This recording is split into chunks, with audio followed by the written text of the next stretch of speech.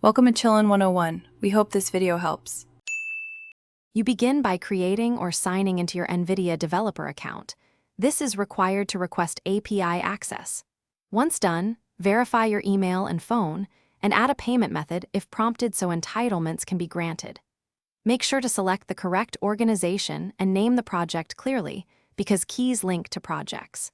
This first step establishes identity and billing, which speeds approval and avoids future scope changes. Now you're ready to request specific API access in the developer console.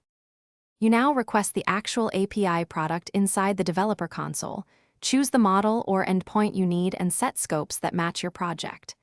After selecting quotas and usage limits, generate a new API key and immediately label it for clarity. Make sure to apply restrictions, IP addresses, HTTP referrers, or service account bindings to reduce exposure. Once configured, copy the key securely. These middle steps lock down permissions and ensure your key matches intended usage.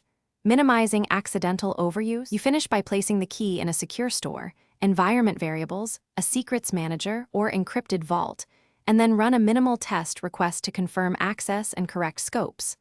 Monitor usage and logs immediately. They reveal unexpected traffic and help tune quotas. If the key leaks or behaves oddly, revoke it and generate a new one, then check audit logs to trace the cause.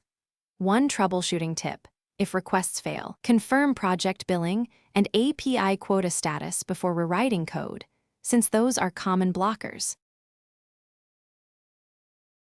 Thanks for watching.